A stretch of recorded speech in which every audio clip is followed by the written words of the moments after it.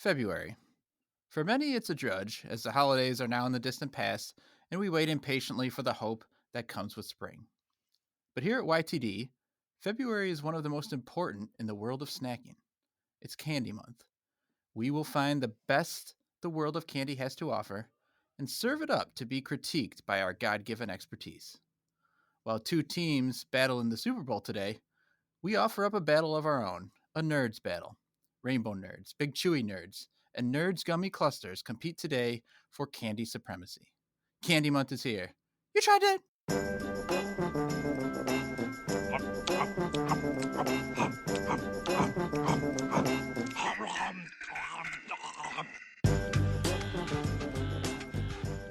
You tried that. It's Candy Month. Nick Novak with my pals, Chad Hancock. Howdy. And the wickedly talented Gigs Dazim. That's me. Do you guys not know that John Travolta thing where he mispronounced the name of the Frozen lady? Is that like Adim Dazim or something? Adina Menzel or something? Yeah, it is the wickedly talented Adil Dazim. Like just way off. I give that dude props. He couldn't read it or didn't know the name and just made something up. And 5 years later, you decided to give that nickname to Geiger. Hey, you guys know that hot viral clip? I mean, not from now, from 5 years ago. No, Geiger, I'm going to let you finish, but Novak had one of the greatest intros of all time. It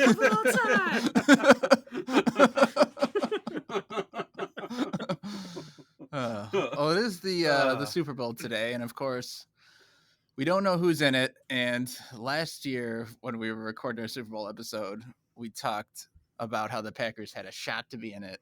They didn't make it, but again, they have another shot, so maybe they're playing today.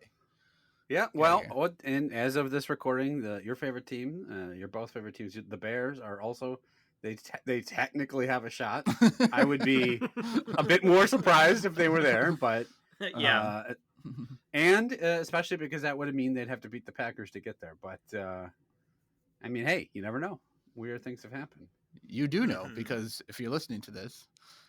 That has already happened. Maybe the wickedly talented Adim Trubisky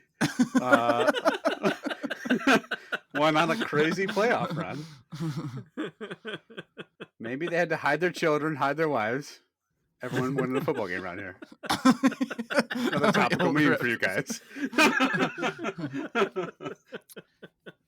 So one thing that happened is the New Year's crossed here is that Chad got a new position at work. Right. And we were talking a little bit about jobs that we've had, job interviews we've gone on. And Geiger, you, when you were fresh out of college, said you went on a scam interview. Yeah, well, I mean, the job it's a real job, but it was a real shitty job. So I graduated college 2001, 2002, something like that. With a 2003, 2002, right? It was a year after you. I went an extra year. It was an extra year because I wanted to be smarter than you. Okay. Check. No, yeah, that's how that works. And it was right in the height of kind of a recession. Like there was really no jobs available, especially because I wanted to go into journalism, which is a shitty paying field anyway. I had a part-time job kind of as a string reporter for a local newspaper, but obviously it paid nothing. So I saw this interview for a marketing assistant, they called it, at something called vector marketing. All right, this is kind of in that same, not quite journalism, but in the communications field. I can turn this into stuff. So I put a suit on and I got my resume together and I show up at the building and there is about 200 other people there, none of which had bothered to dress up. So I'm like, hey, standing out already. right, yeah, already with a leg up. So they start calling us in groups of 10. I'm like, this isn't good. So I sit by down name or just you guys over here, letter all by letter. The Knicks. The people, No, Come on it in. was literally like all the G's or something like that. Like, yeah, like if your last name starts with F and G, get in here. And I'm like, oh, I'm fucked. So I get in there and I sit down next to a guy wearing a Looney Tunes t-shirt and jeans. Uh, and a 50-year-old woman wearing an Afghan, which 50-year-old women are an important part of our workforce, but probably not going for the same job I was coming to college. So they explain the opportunity is all right. Yeah, this is a sales role, long story short, they give us this pitch, but it's essentially I pay them $300 for a box of knives, Cutco knives or something like that, Yeah. and then I go sell them to other people and make my own money back. And so I'm like, okay. So they're like, yeah, you have any questions? And I said, yeah, why didn't you say it was a pyramid scheme? I said in the interview. And they're like, it's not a pyramid scheme. I'm like, I'm giving you money, and then my job is just to earn my own money back by selling knives, which has nothing to do with marketing. And they're like, no, you don't get just money. You don't get just get money for the knives. You get $5 every time you even have a sales meeting. And I'm like, oh, $5. yeah, $5. I had to pay for the gas to drive to the meeting, so maybe $1.50 I'm coming out ahead there. Yeah. And so I'm like, oh yeah, all right. And then they're like, let's go through all your qualifications, right? And again, I don't mean to judge anyone. We're all in different stages of life, but like it's like GED. Don't have my GED. I dropped out in 8th grade. High school diploma. 5 years of college, smarter than Right. people that went to 4 years of college by 1 year. I've got my bachelor's in journalism and a minor in political science. GED is the next one. I'm like, God damn it, lady. Hey, look, you're not So- going to get outsold by Looney Tunes here, are you?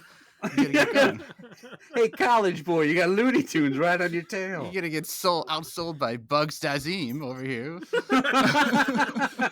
The Looney Tunes guy is like, I'm a Nobel laureate and whatever the fuck.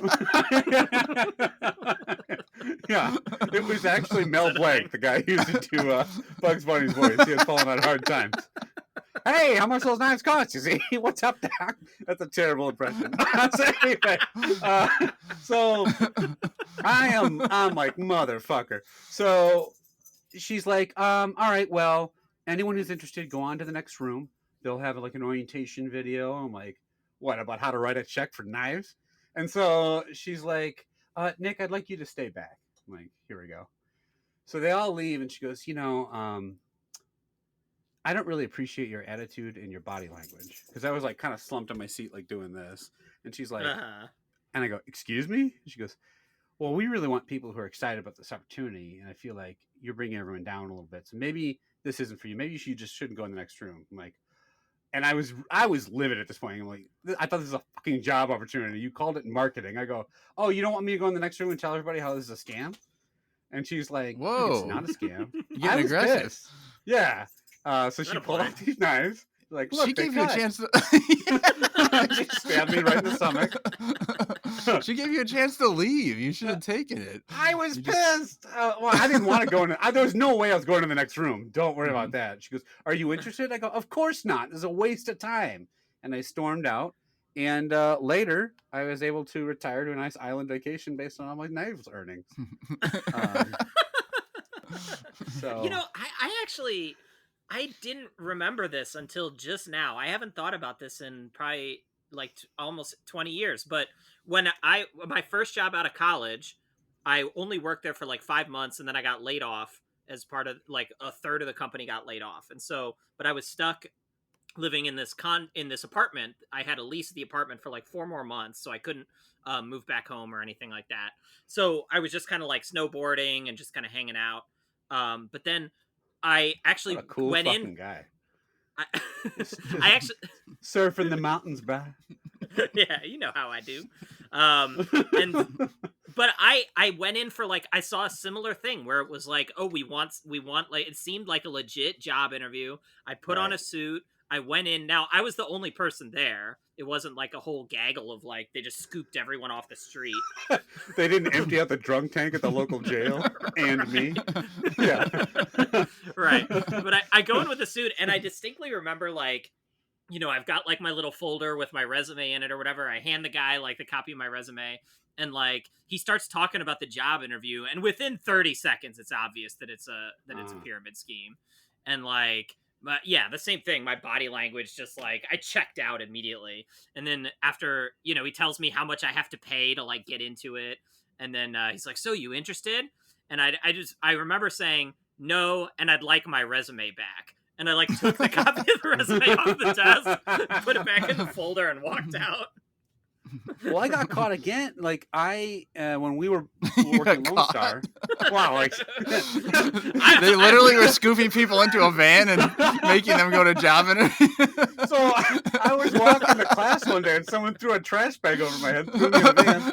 I'm picturing like a van squealing around a corner and you looking back like, oh shit, not like, again. chasing you down. All I could hear was like, I came to and I could like, there was a one light bulb swinging and I could hear a TV playing Looney Tunes in the background. Like, where am I? Too good for the knife biz, see? I say, you're back for more, son. Oh no, it's Foghorn Leghorn. Yeah, no, it was. We were working at Lone Star, and I saw another interview for that job, and I'm like, okay, I'm gonna, because I was kind of thinking about not going back to school anymore. It was getting to be much, and so I'm like, oh, I'll go on this interview, and I told somebody about it at Lone Star, and they were like, oh, remember when I quit for a while and I did another job? That was it. It's a pyramid scheme. I'm like, God damn it! So like, I'm like, whatever. It's good, like interview experience. So I just went. It's like an empty conference room with like one picture of like, these pictures you see at like Pier 1 Imports, they just hang in like office sets on bad movies, or it's just like a mountain with a sun in the background that's saying inspiration. It was just that's all that's on the wall. And some dude who's like my age in a suit and tie going, oh yeah, no, your resume looks great. And then he explained it. It was like, so you'll have a partner and you'll sell his products. And I'm like, let me guess, I pay him the money. Well, you do make an upfront investment. I'm like, so I pay Let me him guess, money. it's Looney Tunes guy, isn't it? That's Reginald Looney Tunes, dude. He like came out in a suit. Reginald Tunes. He's like, you're like, let me guess, it's Looney Tunes. He's like, no. It's 50s woman in an Afghan. Here she comes. Oh, you mean Louis N. Tunes? Yes, that's him. He came in. Like, God damn it. You should have sold those knives, bro. Like, fuck you. I don't like your body language, man. Just like stabbed me again. Like, why do I keep getting stabbed at these meetings?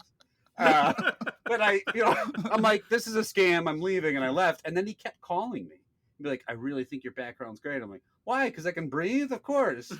Like, that's my only qualification is I have $300 and I'm awake. and you have a lot of experience interacting with Louis Tunes. And he and I go way back. That guy actually saved up enough money from Cutco to start Six Flags Great America. That's why there's so many Looney Tunes characters there. Oh, so whatever happened to Louis? I cutting that meat. I don't know what he's doing. He eventually got promoted to van driver. So now he's the one squealing around corners. Yeah, he's doing 20 to life for kidnapping / recruiting. Afghan woman's just knitting in the corner. Hey, so glad you could join us. Your body language is better. Fuck you, Edna.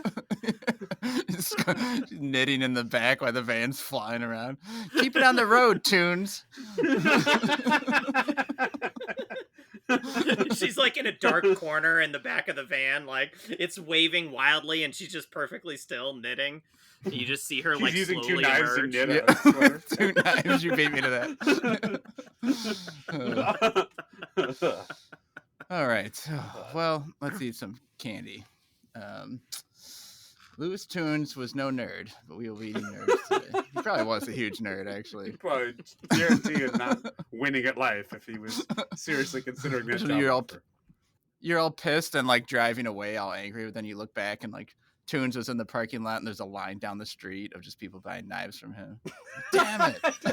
He had a big cart that said knives for sale. These knives are great. All right. We were eating 3 types of nerds here. We're going to rate them on a 5-point scale. Love dat, like dat, indifferent to dat, dislike dat, and hate dat. And let's start with the kind of standard nerds, the rainbow. We don't know if these rainbow nerds are different than regular nerds or if they're just a bunch of different of the usual flavors all shoved into one box. Now, I'm looking at the characters that are drawn on the box, like these little mascots, and it seems kind of inaccurate because they're all missing their neck beards, and I would expect like a bunch of real nerds to have that. Did you see in the ingredients it says may contain egg? How is that possible? One of these made in an egg factory? That's just a little piece of sugar. A bunch of them come out, and then just like an egg yolk, just like loose, scrambled comes eggs out the fall out box. the box. How do you guys feel about nerds? Because I know we've all had them before. Oh, I beat the shit out of them constantly in high school. No, you didn't. No, I got something. Do they have a different flavor? I should have done some research. I don't know. All right, I'm gonna pull look it out up. a few different colors here. There are a bunch of colors. There's orange, yellow, green, pink, blue, red. Well, the back says it's a true Roy G. Biv. Pink is not in the rainbow, so no.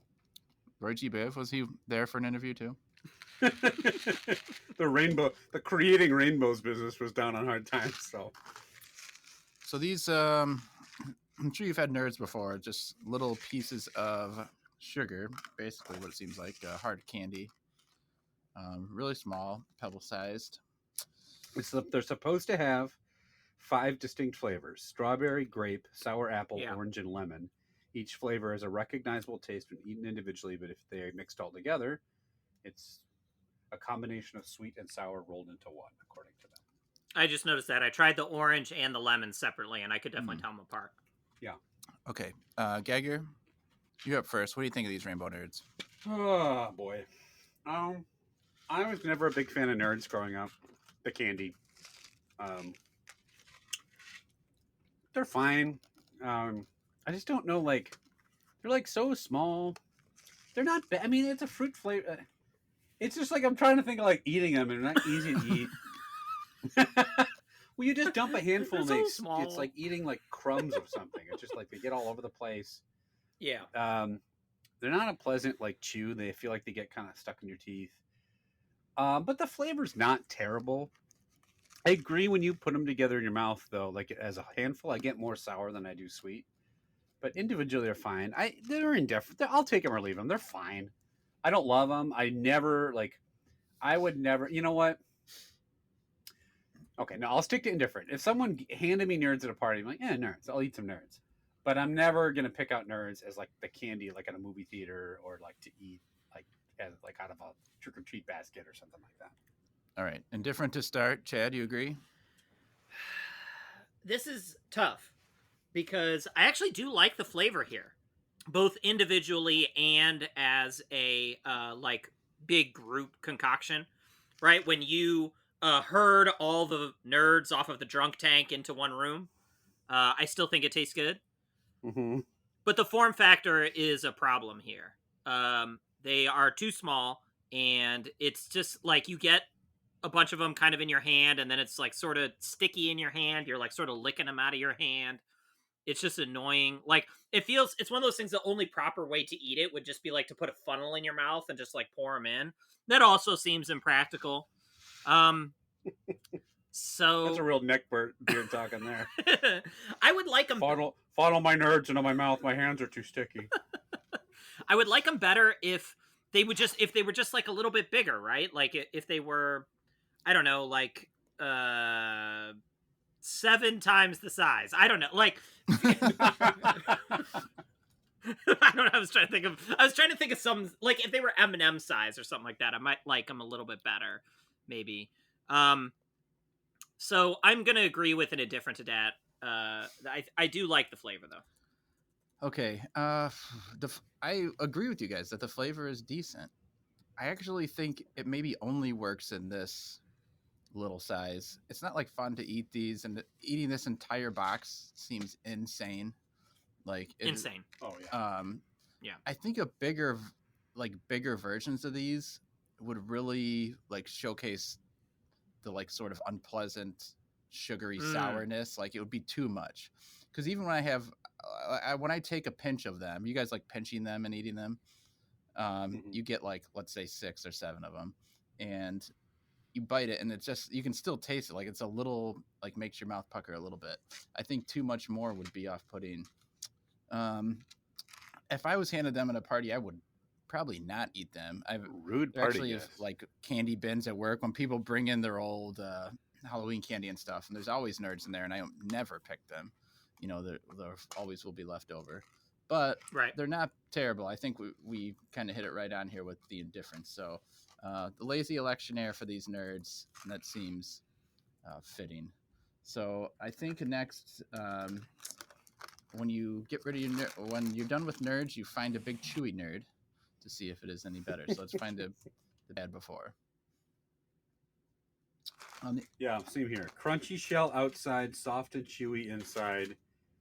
Looks like there actually is eggs in them, and I'm kidding. There's no eggs in this one. These are definitely more M&M sized, but they're more oval. Yeah. And on the outside it says crunchy shell and soft chewy inside. I'm gonna maybe now put my money where my mouth is here, trying these things. There's only 4 flavors this time: strawberry, grape, lemon, and orange.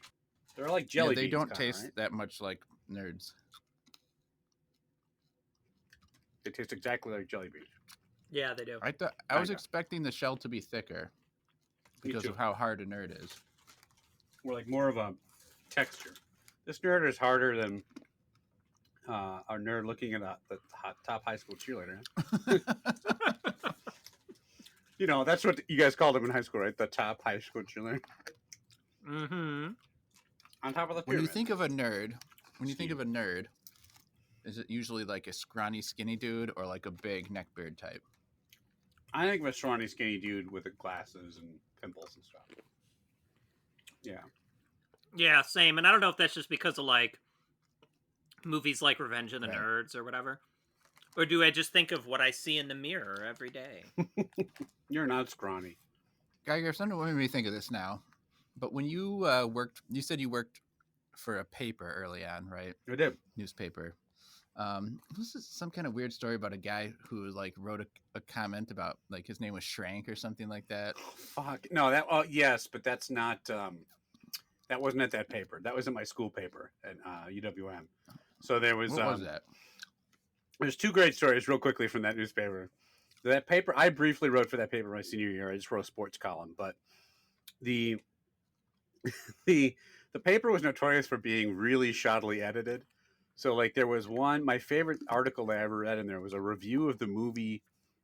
It was Rollerball with LL Cool J, the remake of the James Bond movie.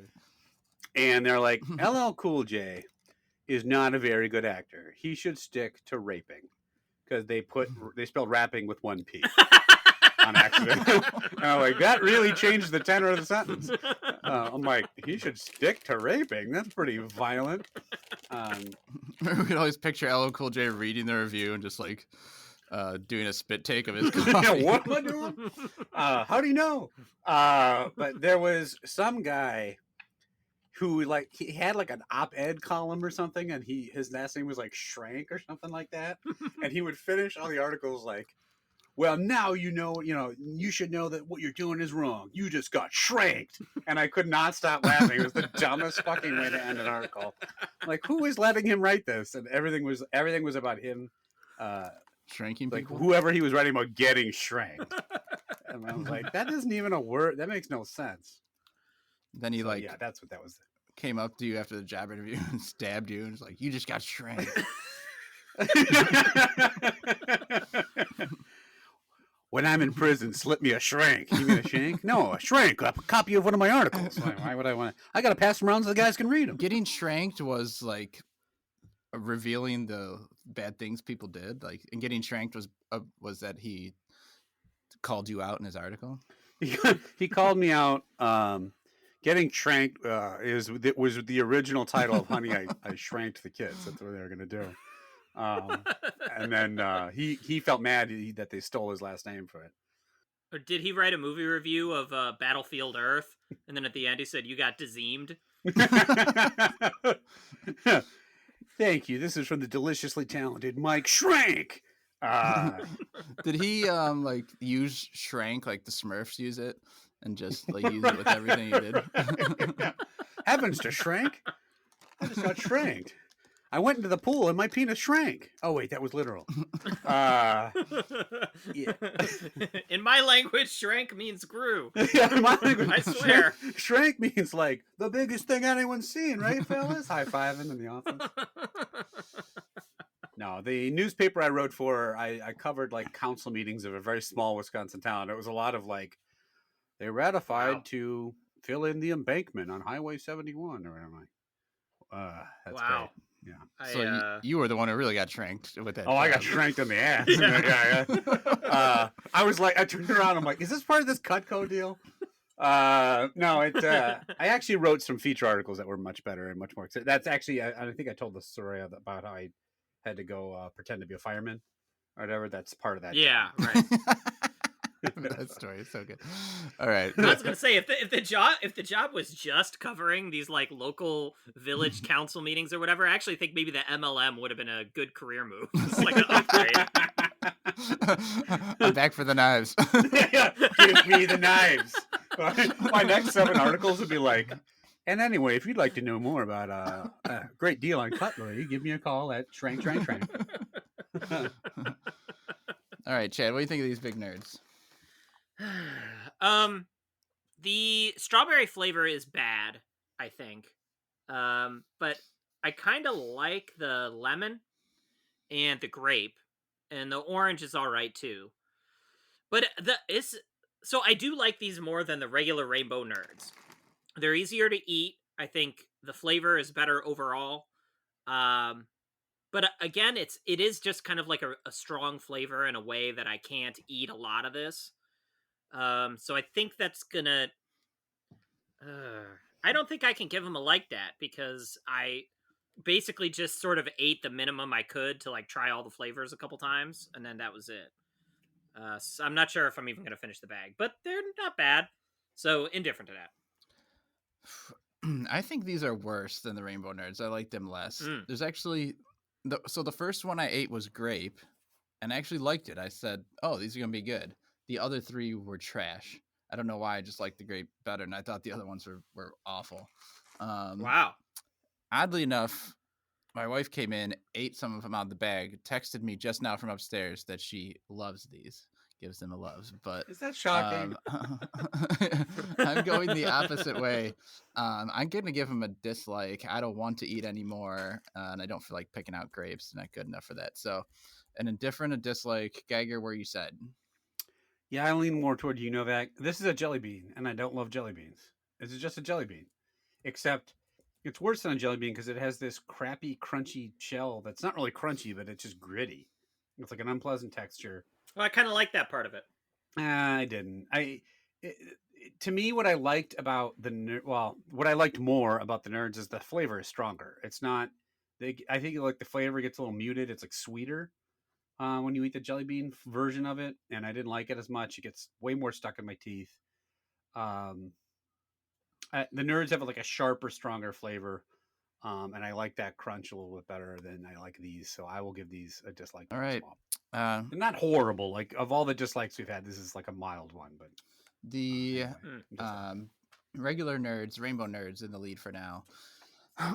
But it is segment time. And last year, right around Valentine's Day, we did a segment called "Sweet or Crazy," and it's coming back. And we're gonna hear some. Wow! Wow! Can you believe it? By popular demand. Just like Geiger was captured and brought back to the knife factory. Well, that was sweet. That was crazy. It was crazy. Yeah. So you guys, you're gonna hear 6 different stories, and you're gonna have to decide whether the story is sweet or it's crazy. Now, this one's a little different themed, and it's about people who have fallen in love with things that are not human. All right. And so they've had. I hope one of them's a moon rock. Fresh glazed moon. So the first story is a man in Korea Lee Jin, married his body pillow that he purchased from Japan, which features the image of Fate Testarossa, a girl from the anime series Magical Girl Lyrical Nanoa. They'd been dating for 6 years prior to their marriage. Lee's friend said they go out to the park or the fun fair. We'll go on all the rides with him. Then when he goes out to eat, he takes it with him, and it gets its own seat at its own meal. He said that Lee was completely obsessed with his pillow and even traveled to Japan to marry it, and the nuptials were officiated by a local priest. Lee even fit the pillow with a custom wedding dress. However, like many commitment-phobic dudes, he is still unsure about the marriage. So this guy married what? this guy married his body pillow, which Right. has a picture of this anime character, and some priests just completely fucking sold out and officially married them. What's So- that throwaway last sentence? Like, what is the evidence that he's Well, they did have a quote actually. He's Unsure. unsure about the marriage, and his quote was, "My love for Fate is unchangeable, but I will take more time to think about our marriage." Is she pressuring him or something? I mean, she's a fucking pillow. All right, He's so like, guy- she's like, marry me or my stuffing's gonna all go in the trash or something. Geiger, I want to Yeah. start with you. Uh-huh. What do you think? Is this sweet? Sweet and Crazy barely fits this segment.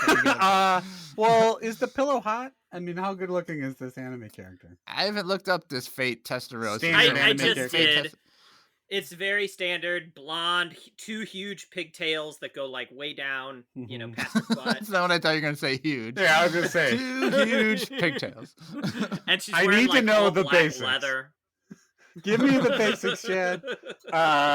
Yeah, I mean, Long hair, big eyes.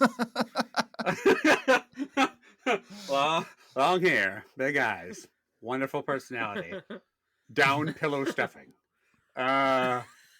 Is there a hole in the pillow? 80% hypoallergenic down. That's the down alternative. That's the basics. Polyester blend. Is there a Machine hole cut in washable. there? No, It doesn't mention, but you gotta assume. I mean, what else is he traveling with this pillow for? You know what? I think that's a little crazy. I think it's a little. Whoa! I think it's a yeah. Slow down. I too am commitment phobic, and so I agree he shouldn't just put a ring on it. But I think it's. I'm kidding, Betsy, if you're listening. But I think it's a bit odd to travel around and get married to a stuffed pillow of a creepily drawn. What can I only assume is a hypersexualized cartoon. Right. Chad. All right. Hear me out. So I'm going to say sweet, and here's why. Because the pillow was of a fake character, right? So, like, anime guys, like guys that are super, super into anime, can sometimes be a little problematic, but... But not this guy. This guy sounds perfect. but not this guy. I mean, to be fair, Looney Tunes guy was really into cartoons, too. Look where it got him. Exactly. Now he's got the biggest knife business in the lower 48. So, if the pillow was like a real person on it, like a body pillow of Right. like like a famous TV star or something like that, that I would think would be extra creepy, and there I would label it crazy. But because it is a fake character, a cartoon drawing of someone that doesn't actually exist, I'm fine with it. So sweet. Okay, it's not a bad idea to pick sweet early on because. Wait, do I only get one sweet? Do I have to rescind my Because sweet? wait till you hear about these other 5 pillows. Pillow number 2. All right, next one. Alex Henroyle is an administrator of a forum that has fallen in love with video game characters. So she describes herself as a woman who was married to the famous blue mascot of Sega, Sonic the Hedgehog, Mhm. Right. in 2005. Yep. She would often describe in great detail her love for the character, giving examples of the fantasies she would have about Sonic. All right, so Chad, you're starting off here. Now, I have heard that there is a lot of Sonic like fan art out there that is very sexualized, like pregnant Sonics and stuff like that. You So heard that? I have heard that. So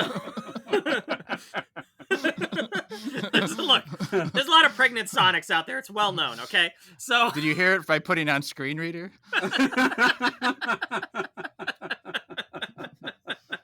that's right. So this is actually not all that surprising to me. Versus if she had picked like say Dr. Robotnik or something, then I would have been like, "What the hell are you doing?" You know, or even Tails would have been, or Knuckles would have been a little weird. But Sonic's pretty mainline there.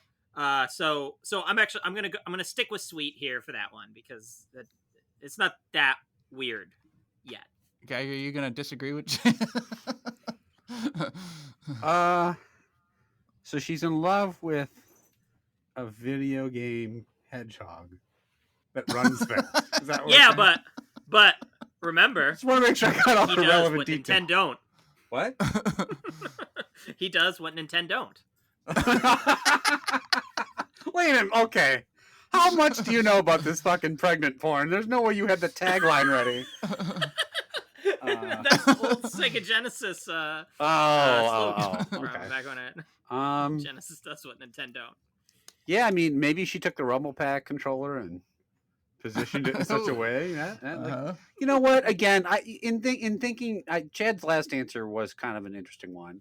I don't think it's healthy for this individual person, but it is relatively harmless in the grand scheme of things to have a crush on like a non-existent entity. It's definitely fucking weird, and I definitely wouldn't be posting about it and like being a feature of an article.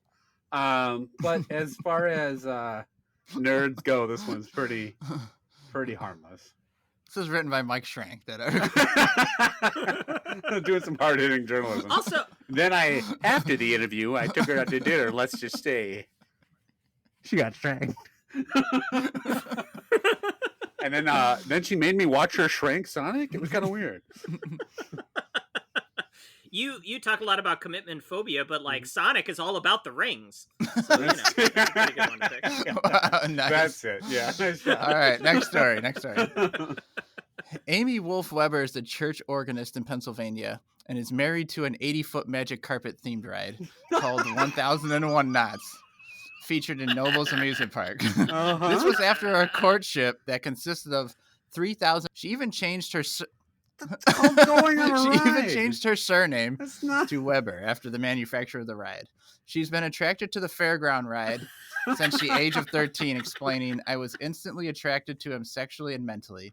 I wasn't freaked out, as it just felt so natural, but I didn't tell anyone because I knew it wasn't normal to have feelings for a fairground ride."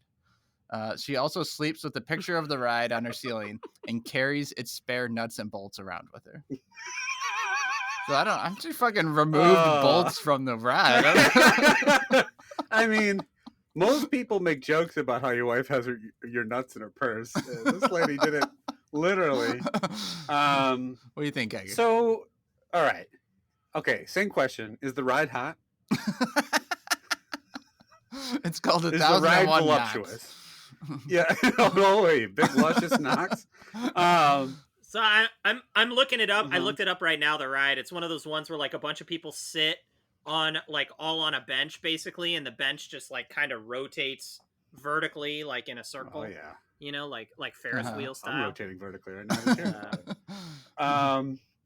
So okay. What? She's married.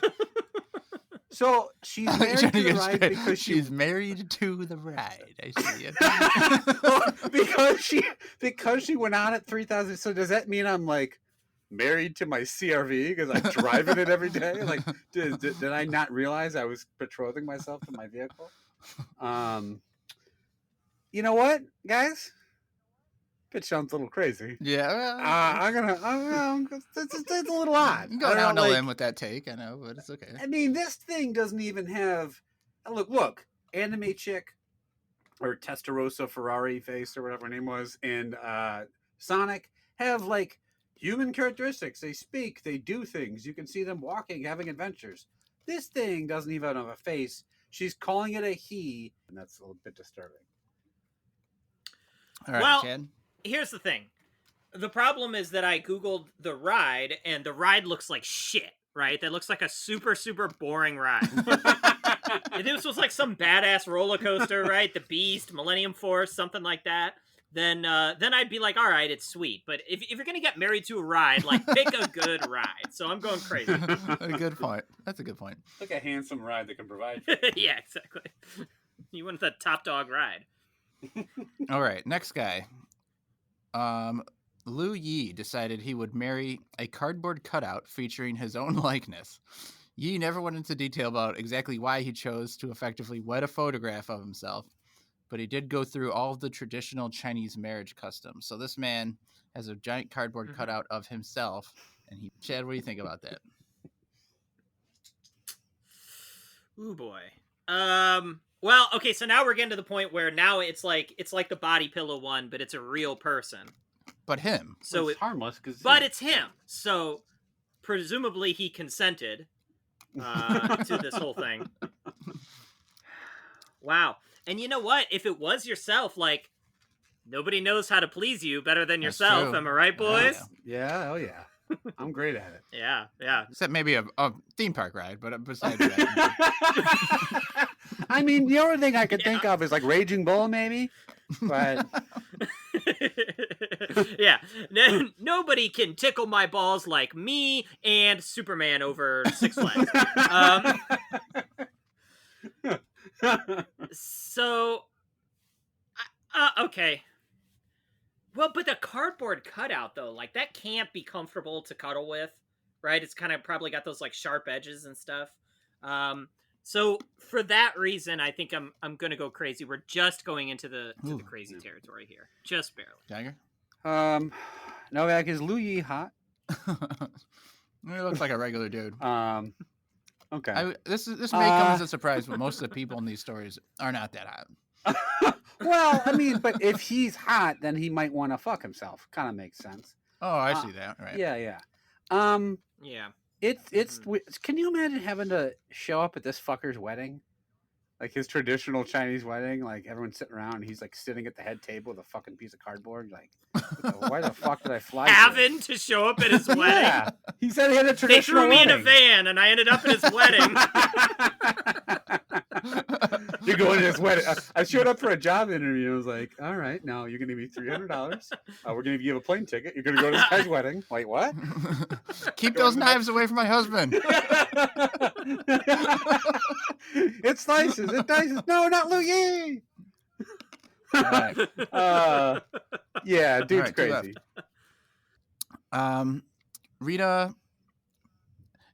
Rita Berliner lives in Linden, Crazy. northern Sweden, and is married to the Berlin Wall in 1979.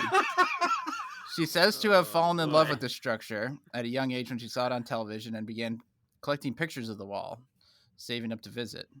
Other than just the Berlin Wall, however, she also finds construction, bridges, fences, railroad tracks, and gates physically attractive, saying, "I find long, slim things with horizontal lines very sexy." Ooh. Since the Berlin Wall was torn down Someone in get me a marker. 1989, which apparently constitutes a divorce, she has started dating a garden fence. A little bit of a downgrade. I like how the Berlin Wall falls. I'm like, what's the next business? Whatever. I'm not going too far. There's a garden fence over here. Oh, fuck that. There's like a stumpy part on top. I can make that work. I'm not driving all the way I over thought to she was fucking... going to upgrade to like I thought she's gonna upgrade to like Great Wall of China or Right. something like that. She's like, nah, just fuck it. Am I bigger than your last boyfriend, baby? Oh, yeah. Oh yeah, that squirrel that climbed down me the other day. Yeah. Yeah. Do you think that she has, like, you know how everyone has a list of celebrities like they're allowed to fuck? Do you think she has the Great Wall of China on her list with the fence? Oh man. And she's allowed to cheat on him with the fence? It's her hall pass list. She's just grinding on the Great Wall of China. I never thought. Okay, Chad, you up first. I thought the story was gonna end with like after the Berlin Wall fell, then like she was like over there just like dumping truckloads of Viagra on it, like trying to reinvigorate it in its old age. Yeah, this one's bad. This one's bad. With the garden fence thing is really fucked. That's such like a lazy downgrade. So I'm gonna go crazy on this one. Jagger? Yeah, she's crazy. I mean, just wandering out to her backyard and being like, all right. Yeah, I think that's a bit. I mean, the whole thing is Doesn't definitely say her weird. yard. Okay, it could be someone else's yard. Just, Slightly more Could problematic. be your yard. Get the fuck out of my yard. Oh shit! Berliner's in the backyard again. Get the hose. Yeah. You notice her last name's Berliner because she married the Berlin Wall. Right. Yeah. Yeah. Oh, okay. I just Right. got that. Isn't the Great Wall also like a symbol of oppression and communism and stuff like that too? So that's probably not great. She loved that structure because it kept people apart. So she's a racist, and I don't like it. The Berlin Wall, you mean? Yeah. Wait, what did I say? I'm sorry. Great Wall. You said Oh Great yeah, Wall, no, yeah. not the Great Wall, the Berlin Wall. So no. All right. Last one. Edward Smith's current girlfriend is a white Volkswagen Beetle named Vanilla. He says he has never been attracted to men or women and says, I'm romantic. I write poetry about cars. I sing to them, talk to them just like a girlfriend. I know it's in my heart and I have no desire to change. He claims his most intense sexual experience was with a helicopter from the hit 1980s TV show Airwolf.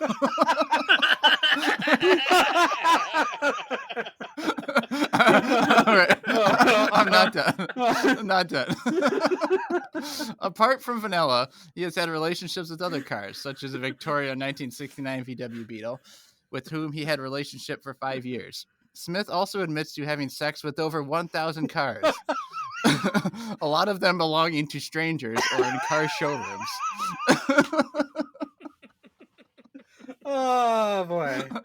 All right. Does that mean he's just walking up to every tailpipe he sees and just going to town? Is that how you have sex with a car? There's a lot to unpack here. One is like you walk out to the parking lot, from your trip to the store, and someone's fucking your car. Oh, would you like a test drive? Whoa, what's that guy doing? He's got the gas tank open, fucking railing it. I can see why the best experience of this was a helicopter. His dick just gets caught in the blades. He's like, ah! Like spinning all around. This is amazing. Oh. That's like he fucked a celebrity though. Is the whole guy from Airwolf? Can I just say, like, His top celeb is Kit from Knight Rider. He's like, oh, gotta give me that. Airwolf makes him sign an NDA and gives him a gift basket? No, thanks. So, is it called having a relationship with so this guy's walking around telling people he had relationships with cars just by, like, sitting in them and jerking off? Is that what he's like? Is that all he's doing? I don't know how he had sex with them. It doesn't detail what he did. Do more research for the podcast. But 1,000 cars. That's a lot. He's That's a fucking lot. player. Of cars. He's a player. That fucking guy has no commitment. He just walks around. He's probably leasing these fucking things. He's not even buying them. Yeah, boy. So does he just watch Cars from Pixar with like the hugest fucking hard on the entire time? He's like, oh, Lightning McQueen. That's the only character I can remember. What do you think? Sweet, crazy? It's real sweet. It's adorable. It's real darn sweet. I mean, it's sort of. I would say it's a victimless crime. However, it has definitely got clear victims when he's fucking other people's cars, or like cars in showrooms where he's exposing his dick to customers and salespeople. Right. Like, imagine the poor Volkswagen dealer guy that now has to go hose down Veronica, or whoever the fuck he named his car, while he was like railing her. Maybe they don't notice. Like he's just refilling the windshield wiper fluid with his semen, so nobody ever none the wiser. That's how you do it. It's helpful that everyone knows the way you're going to do that is with your pants off, so there's no way to tell that that's what he's actually doing. Finally, somebody's like, the mud like splatters on their windshield and they're trying to clear it, and it's like, why is everything now clearish grayish? How much jizz you think this motherfucker has? Filling an entire windshield wiper tank? Oh, reams and reams of chisel! Oh God, I can't drive. So Chad, it sounds like you potentially think that. Well, I do like the VW Bug is kind of like a cute car, so I could sort of see where he was going That's there. true. Yeah. But the It's a nice but the dumper. salt. I was just about to say that. Check out the dumper on this VW Bug. but the problem is he's that like guy in that like two girlfriends meme or whatever. Like he's alongside the VW Bug, but he's looking over his shoulder, and there's like a helicopter going the other way or something that he's checking out. So that's the problem is that he's non-consensually doing it to these other cars. If it was just him and Vanilla, I'd wish him well, but otherwise, because of this other stuff, he's crazy. All right. That was Sweet or Crazy, and we've got one last snack. The Nerds Chewy, what is it called? Gummy Clusters? Gummy Clusters. Because, Geiger, you have the box. Yes. You have the bags. I have it. Yeah, we split. They only had full 2 at bag. the store, so I split with Novak. Okay. How's this any different than the Big Chewy? So this looks like... Because it's like something on the outside and then something else on the inside. This looks like kind of a combination. So there's a gummy center, and it looks like there are actual Nerds candies stuck to the outside, like like a ball. So the Nerds stuck to the outside. All you can see is Nerds. You can't see really the inside. They're all different flavors and colors. The inside is almost like a fruit snack consistency. Yeah. Got chewy one. Yeah. This is a very interesting consistency. Yeah. Where you bite through the Nerds and the way it kind of dissolves in your mouth. Yeah. All right. I'm going to go first. These are the best for me of the day. I like gummy candy quite a bit. And I kind of like the crunch it's giving them.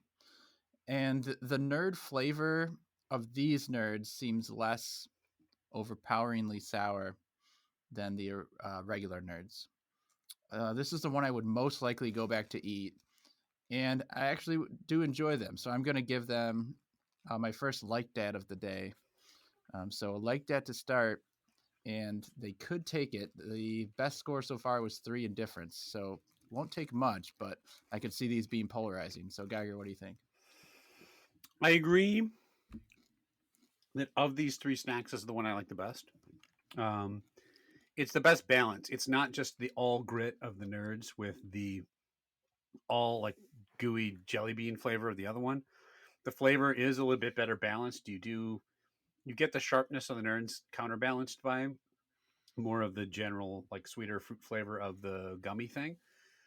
That being said, I just think I don't love Nerds enough to really like it to the point where I'd want it. I'm going to give it an indifferent. Between this and the regular Nerds, I would take this, but it's still not a candy I would say I like and would seek out, but not bad. Okay, so anything but a hate, and they've guaranteed at least a tie. Chad, what do you got? Well, just speaking strictly of Nerds and of the candies that we've tried today, I would say that these gummy clusters are my vanilla. They are my 1001 knots. They are my Testarossa pillow. I don't remember the other ones. But Cardboard cutout of dude. Oh yes, they are the cardboard cutout of myself. I agree with Novak. These are by far the best ones today. I actually don't even think it's close between the other ones. I think they're fun to eat. With the consistency change there is fun. I think the flavor is really good. They're much easier to eat than the small Nerds, and they taste a lot better than the big chewy Nerds. These are really good. I would actually buy these again. So I am going to give them a Like Dat. I think they're good. All right. That's pleasant surprise there at the end. Well, 2 likes and an indifferent. The winner, easily, is the Chewy Gummy Clusters. All right. Geiger, where can the listeners contact us, tell us what objects they would like to marry? If you'd like to get married to an inanimate object or an animate one with its consent, I'm available to do inanimate object weddings or wettings, as they're sometimes called. Yeah, I have my inanimate object license. I got it online. When did you get that? While we were talking. You just gotta. Oh, okay. It's a 3-question quiz. The 3 questions were: have you had nerds, Chewy Nerds, and Nerd Clusters? And I was able to answer all 3. You just brought up like an empty Word document and just typed certificate with nothing else and printed it out. Look, these Here people it are is. these people are so desperate to fuck their blenders or whatever. They'll let anyone marry them. If you aren't unhappy with your cutlery and you're looking for a high quality set of knives at a good quality price, please, I'm begging you, just have a meeting with me. I need the $5. I'm still in the hole. Lou N Tunes is just laughing in my face about how great a job he's done selling these fucking chef's knives. Piece of shit. That'd be great. If you're LL Cool J, please know I did not write the article. That was not me. So do not come after me for slandering your good name, sir. The ladies do love Cool James. They do. Yeah. Wasn't your nickname LL Cool Chad in high school for the same reason? Yeah, that's right. Wasn't it 1,000 Knox Love Cool Chad as a 1,000 K LC? And I had a homemade movie that was called like Light Cyan Pond. So, Deep Blue Sea. No, okay, never mind. Wow. Okay. Deep as blue is that joke made no fucking sense. You can reach out to us at youtrydat@gmail.com. Hashtag youtrydat on Twitter. We Tried That group on Facebook. We're on YouTube. We're on Instagram. Let us know what you think of the podcast. Suggest snacks for us to try. Leave a question for the mailbag. And as always, leave a review, stars, wherever you're listening to your podcast. And thanks so much for listening. All right, guys. So it's a big game, right? Super Bowl is here. Now, the coach calls on you. Yeah. And you're going to go into the game. A key moment for just play the fourth quarter. All right. That's a key moment, the entire fourth quarter? Sure. This key 15 minutes of moments. One shining moment here. Okay, so the coach has to put you somewhere to give them the least chance of losing the game. Yeah. All right. He's got to hide you on the field somewhere. Where, we've had this discussion before, but where do you think you are best hidden on this NFL field?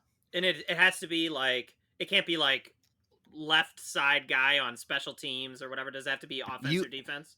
Yeah, an offense or defense, and you have to attempt to do whatever motions that position would do on normal. Can't just run back to my own end zone. Like he can't be like go stand in like the very corner of the end zone, 60 yards away, and just don't get in anyone's fucking way. Like he can't say that. I think the answer is very obvious. We've had this conversation. Yeah, so we think it puts you on off. Like defense is an issue. Yeah, you can't. They'll find you. I mean, they will find you and mercilessly use you. Yeah. Let's say you had to be on defense. Well, where do they put you on defense then? I honestly think just safety, right? Because then you just it's got to be like the no free way. Safety. So and you just hope that. Hear me out. Now you are going to get hurt, okay? But it might be easier a little bit to hide you at like a defensive tackle spot because they can surround you with other big guys and put linebackers right behind you, right? Because the worst they're going to do is run at you, and a run maybe only gives up 4 or 5 yards if they know they're going to run in that hole. They put you at safety. You're the last line of defense. You're going to like get matched up on like Travis Kelce, and he's just going to stiff arm you into Hades and run into the end zone. Yeah, that makes sense. Yeah. I mean, you're going to die either way. Let's be clear. But what's the answer for offense? Receiver, because then you just run a fly pattern. You run around and they just don't throw it to you. Right. Right. And you hurt the offense. Yeah. Right. You potentially drag a defender out with you, like if you can at least catch the football. So you'll hurt the offense by getting a delay of game by not making it back to the line of scrimmage within 30 seconds. The other problem with putting you on offense is like you're probably going to be false starting left and right and committing penalties. So they're probably going to tell you just stand over there and don't like run like 2 yards and stop. Like just get out of the way. Yeah. And maybe they stop guarding you and you're wide open and you score a touchdown. You're a hero in the Super Bowl in the key moment of the fourth quarter. if your team has is that impact low enough that if your team has a 2 touchdown lead going into the fourth, that they can still win the game? Yes. On offense, at Okay. least. Because again, they're just not chew. If you got a 2 touchdown lead in the fourth quarter, at some point you're just running the ball anyway, Yeah. trying to like milk the clock. You're not going to go. You know what? I'm going to get smart. They're not planning for that Novak guy, and all of a sudden they just like RPO and throw a ball out to you. And you're, what the fuck? And you just You get keep murdered. calling my name on every play. I'm bad. I feel like on defense we could be effective as long as I can bring like Looney Tunes and his van along with me to just like scoop up all the offensive players into the back of the van. They're too busy learning to sell knives, and meanwhile we're sacking the quarterback. That's a ploy not often used by NFL coaches of kidnapping the opposing players mid-play. No one's Al Michaels just like, oh, Looney Tunes is back again, that rascal. There's his van driving out of the onto the field. I can't even if Looney Tunes knew that it was a crappy job. Like I can't think of any job that I've ever gone to, including bagging groceries as a 16-year-old kid, that I would have shown up in a Looney Tunes shirt. Like again, and I'm not It's trying insane. Yeah, but you're not the creator of Looney Tunes, so to. Right. you didn't have anything to George advertise. Lucas doesn't dress like R2D2 now and again. I mean, I think maybe that was his nicest shirt. I'm not trying to judge. People are different walks of life. That might have been his best job offer he had. I don't fucking know. Maybe he just got out of prison. He certainly didn't go to college like I did, motherfucker. But and to be fair, he showed excellent body language throughout that entire meeting. They didn't have to call him out once. Really defending Lou here. What the Yeah. Look, Lou's in my house. He's got a knife. Just shut the fuck might up. be Okay? it might be his best shirt. The only case that is if it's his only shirt. Why are you Well, defending this guy? honestly. He can't even sew a fucking Afghan. What the hell? What was really weird is that he originally had a Sonic shirt on, but they asked him to take it off because this other woman was just pleasuring herself while staring at the shirt the entire time. Really intently. Yeah, look, it's maybe he's rich. Maybe he made a lot of money. Somebody is making money in a pyramid scheme. The pyramid has a top, right? So somebody at some point made money. I'll tell you who's at the bottom of the fucking period. Lou Looney Tunes. Tunes and Afghan. You think so? No, man, I got these knives. Thanks, dude. That's all, folks. Actually, I guess if I was gonna buy a knife, like I wanted a knife. Yeah. Let's say I needed like a weapon of a knife. I'm not gonna buy it from some guy in a suit. I'm gonna buy it from some dirtbag in a Looney Tunes tee because you know that Okay. he knows a good weapon to stab people with. Okay. He Let's stabbed be a person clear. or two. This is kitchen cutlery. This is not he's selling switchblades out in the fucking parking lot. It's like, all right, Nick, I don't really like your body language. You wearing a wire? Wait, what? Yeah, all right. Now, who knows what a semi-automatic weapon is? What? Afghan woman's Excuse got me? a katana hidden under her Afghan shoe. Polishing a shuriken. Anyway, it's just stuff you use in the kitchen. What the fuck? You look closer, she's actually the Ninja Turtles. What the hell? She's the Ninja Turtles. Yeah. I look closer. All standing one on top of each, 18 feet tall. Makes a lot of sense. She's like Michelangelo in a all the dress. Ninja Turtles on each other's shoulders. I forgot to say, yeah, she had no shoes on and had giant green feet with 2 toes. I forgot to mention. And she was eating 4 pizzas simultaneously in different parts of her body. She was shoving pizzas in her stomach directly. Nom, nom, nom. All right. Oh, yeah, so I joined the Ninja Turtles. Anyway, that'll do it. Next time we've got a very unique episode. We're going to be back doing our first ever Valentine's Day review of a Valentine's Day episode of a very popular television show. So make sure you come back to see that. We'll be back next time when we try out 3 brand new snacks. Deuces. Yep.